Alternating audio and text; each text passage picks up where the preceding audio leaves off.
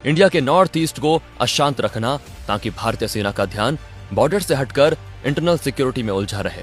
Myanmar का border जो कि खुला और बिना फेंसिंग वाला है, उसका फायदा उठाकर ये आतंकी आराम से ड्रग्स का व्यापार करते थे। ये पूरे नॉर्थ ईस्ट में दुकानों से लेकर आम घरों तक हर महीने डर और खौफ के नाम पर टैक्स वसूलते थे, जिसे वो प्रोटेक्शन मनी कहते थे। इन्हीं पैसों और भारी ताकतों की शय पर इनमें इतना गुरूर आ गया था कि इन्होंने भारतीय सेना को चुनौती देने की भूल कर दी थी। मणिपुर में पारा एसएफ के बेस पर 35 साल के अनुभवी officer lieutenant colonel Oscar Delta अपनी कुर्सी पर बेचैन बैठे थे। एक पल के लिए भी उनकी आंखें बंद नहीं हो रही थी। जैसे ही वो पलके झुकाते, उन्हें चले हुए ट्रक और अपने वो 18 भाइयों के शव दिखाई देते। ऑस्कर डेल्टा किसी आम फौजी का नाम नहीं था। ये वो शख्स थे जिन्होंने अपने 15 साल के करियर में नॉर्थ ईस्ट के जंगलों में आतंकियों का शिकार करने में पूरी जिंदगी बिता दी थी। उनके नाम का खौफ तो आतंकवादियों में इस कदर था कि उन पर जिंदा या मुर्दा पकड़ने का इनाम रखा गया था। लेकिन आज भारत देश के सम्मान की बात थी। ऑस्कर डेल्टा अपनी कस्टम M4A1 कार्बाइन को साफ कर रहे थे और उन्हें पता था कि उनका वक्त आने वाला है।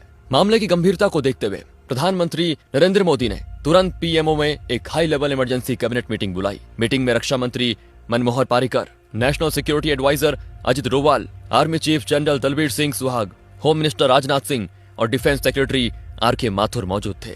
मीटिंग शुरू होते ही PM मोदी के चेहरे पर एक ऐसी रौद्र और गुस्से भरी लकीरें थी जो वहां मौजूद हर शख्स ने पहले कभी नहीं देखी थी। उन्होंने सीधे आर्मी चीफ की तरफ देखते हुए एक भारी आवाज में पूछा, दलबीर, इंटेलिजेंस रिपोर्ट क्या कहती है? मेरे देश के 18 जवान मारे गए, उनकी माताओं के आंसुओं का हिसाब मुझे चाहिए। जनरल दलबीर सिंह सुहाग ने सख्ती और आक्रोश से जवाब दिया, सर, मेरे जवान इस वक्त खून का घूंट पीकर बैठे हैं। फौजियों में गुस्से का ज्वालामुखी फट रहा है। आप बस एक इशारा कीजिए, हम इन आतंकवादियों को ढूंढ कर राख में मिला देंगे। तभी अजित डोवाल ने कहा, प्रधानमंत्री जी, ये आतंकी अब हमारी सीमा में नहीं है। हमला करने के बाद वो बाउंड्री क्रॉस करके म्यांमार के घने जंगलों में छिप गए हैं। इन्हें लगता है कि इंटरनेशनल बॉर्डर एक ऐसी लक्ष्मण रेखा है जिसे भारत कभी पार नहीं करेगा। इस बार हमें शेर के मुंह में हाथ डालना ही होगा।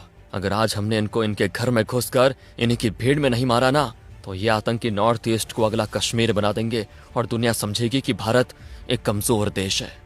होम मिनिस्टर राजनाथ सिंह ने हैरानी से पूछा, डोवाल जी, आपका मतलब म्यांमार की सीमा पार करने का तो नहीं? डोवाल ने राजनाथ सिंह की आंखों में देखा और अटल विश्वास के साथ हाँ में सिर हिलाया। इसके बाद जनरल दलबीर सिंह बोल पड़े, सर, मौत का बदला मौत होता है। हमारे पास 2 ऑप्शंस हैं, पहला एयर स्ट्राइक और दूसरा कोवर्ट ग्राउंड स्ट्राइक। ये वीडियो केवल इतिहास और सार्वजनिक रूप से उपलब्ध रिपोर्ट्स पर आधारित एक डॉक्यूमेंट्री शैली की प्रस्तुति है। इसमें किसी भी प्रकार की गोपनीय या संवेदनशील सैन्य जानकारी